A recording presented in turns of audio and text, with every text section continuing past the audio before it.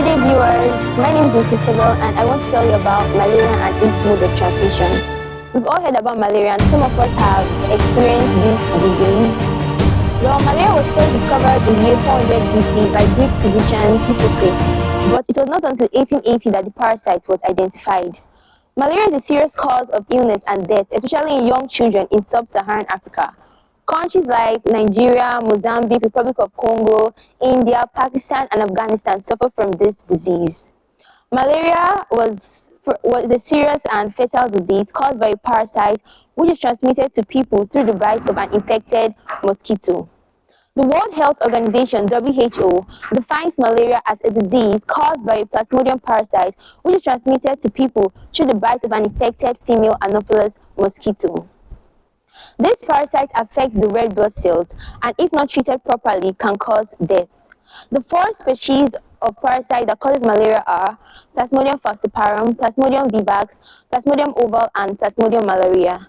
Some common symptoms of malaria are fever, headache, chills, nausea, vomiting. The person may also experience anemia, enlarged spleen, low blood sugar, coma, and respiratory distress. If you're experiencing any of these symptoms, it's best to seek medical attention. Now, the mode of transmission of malaria. We all know that malaria is transmitted from person to person through the bite of a mosquito, but not just any mosquito, but an infected female Anopheles mosquito. Now, when an infected mosquito bites a person, it injects the parasite into the person's bloodstream, which then travels to the liver. Here, the parasite grows and matures. After about 7 to 10 days, the parasite leaves the liver and goes into the bloodstream.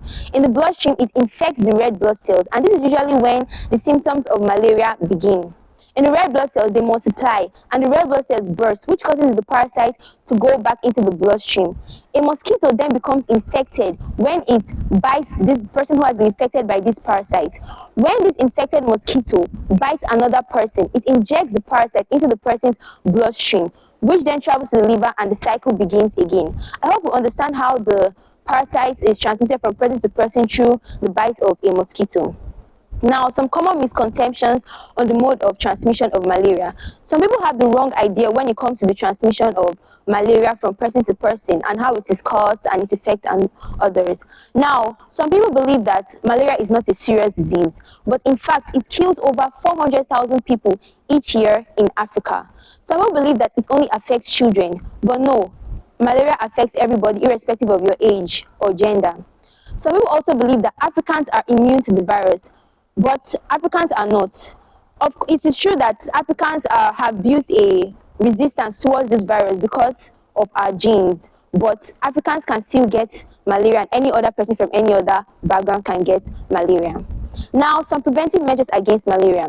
Use of insect repellents, sleep under a mosquito net, destroy mosquito breeding sites such as stagnant water, and wear protective clothing. Thank you.